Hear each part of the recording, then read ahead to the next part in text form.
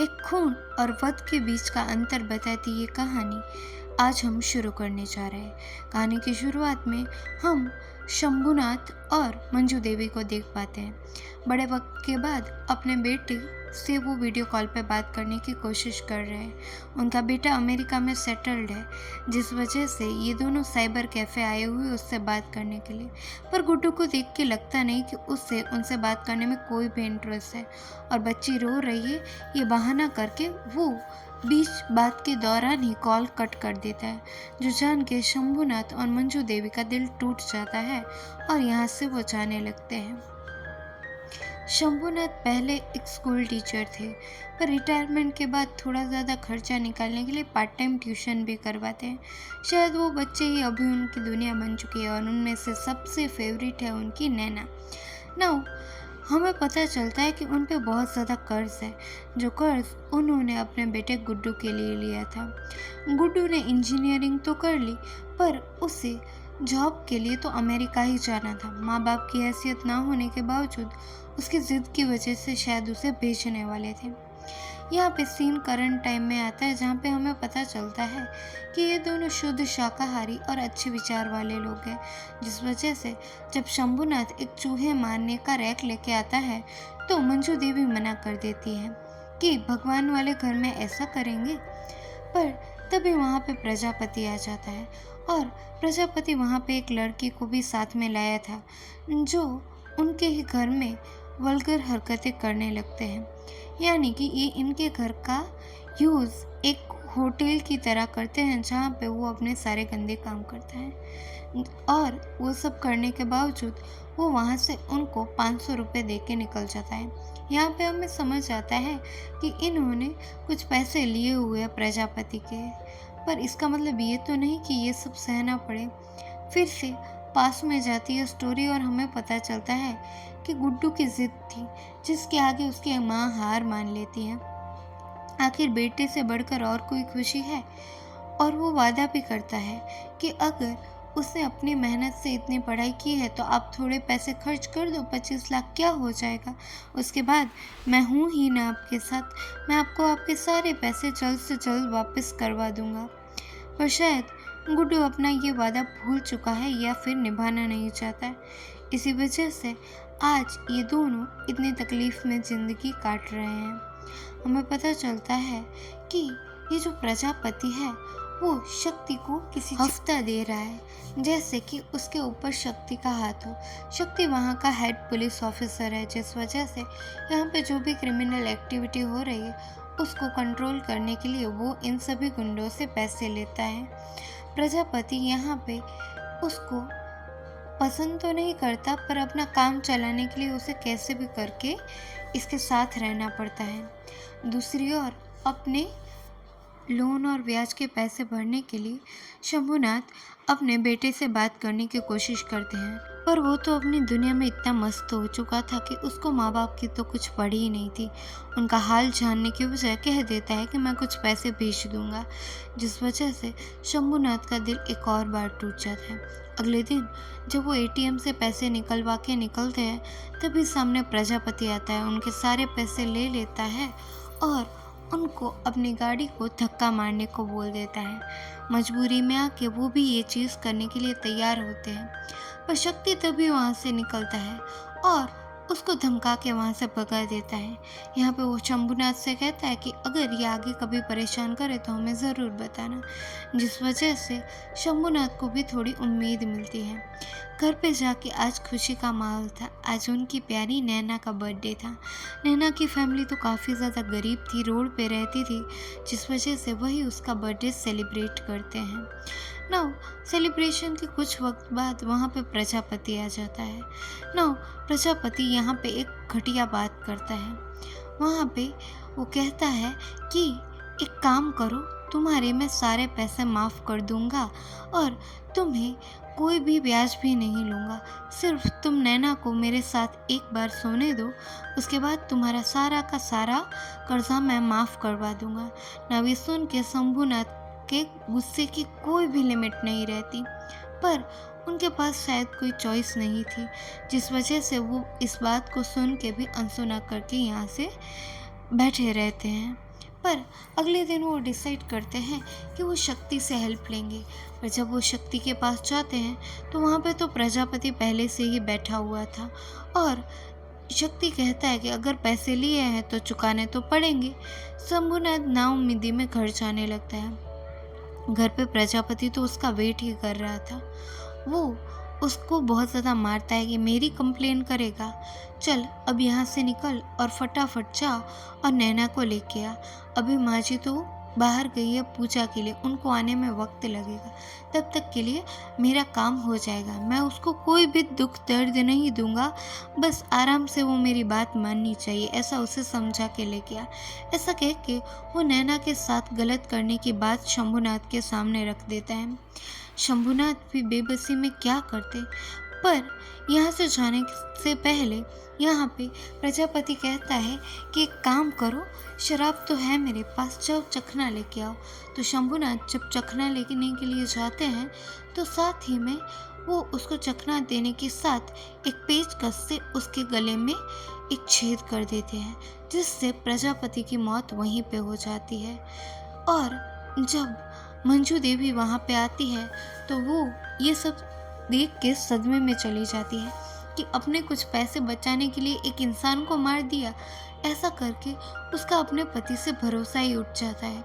वो उनसे बात करना भी छोड़ देती है और वहाँ से जाने की बात करने लगती है। पर शंभुनाथ उन्हें कुछ समझाता है कि तुम रूम में चली जाओ। उसके बाद वो कुछ शराब पीते हैं और कुछ फैसला लेते हैं। वो अपने होश को खो के यहाँ पे प्रजापति के छोटे छोटे टुकड़े कर देते हैं। टुकड़े करने के बाद उन्हें बोरी में भर देते हैं और यहाँ से कहीं जाने लगते हैं। साथ ही साथ यहाँ पे मंजू देवी घर की साफ सफाई करना शुरू कर देती हैं, पर उनकी नाराज़गी बरकरार थी यहाँ पे शंभुनाथ से। उन्हें ऐसा डर था कि कहीं गुस्से में ये मेरी भी जान ना ले ले। शंभुनाथ यहाँ पे प्रजापति की लाश ठिकाने लगा देता है। पहले वो उसकी बॉडी को जला देता है और कुछ बची हड्डियों को वो यहाँ पे घंटी में डाल के उसको आटा बना देता है, जिस वजह से कोई भी सबूत नहीं रहता। यहाँ पे शक्ति को पता चलता है कि प्रजापति की फ़ोन की लास्ट लोकेशन यहाँ पे शंभुनाथ के घर की थी, जिस वजह से उसे काफ़ी ज़्यादा डराता धमकाता है। और तो और प्रजापति की वाइफ और बेटी भी उससे मिलने के लिए आती है, पर शंभुनाथ इनको कुछ बताता नहीं। वो कहता है कि प्रजापति आया तो था पर पैसे लेके चला गया, उसके बाद वो कहाँ गया उसे कुछ आइडिया नहीं है। पर यहाँ पे मंजू देवी उनके जाने के बाद काफ़ी ज़्यादा झगड़ने लगती है कि आपको शर्म नहीं आई, इस छोटी सी बच्ची से उसका बाप छीन लिया है आपने एक बार भी नहीं सोचा। तो यहाँ पे वो उसको उसका क्राइम कन्फेस करने के लिए फोर्स करती है, जिस वजह से शंभुनाथ यहाँ से जाता है पुलिस स्टेशन। पर वहाँ पे शक्ति नहीं था, एक दूसरा पुलिस ऑफिसर था, पर उसे ऐसा लगता है कि अभी ये बुढ़ा ये क्या ही कर लेगा, जिस वजह से उसकी बात ना मान के उसे वहाँ से घर पे भेज देता है। घर पे जाने के बाद यहाँ पे शंभुनाथ पूरी सच्चाई बताते हैं मंजू देवी को कि आखिरकार प्रजापति का प्लान था कि वो नैना के साथ गलत करे और उसमें उसको ही अपना साथी रखे, जिस वजह से उसने ये सब किया।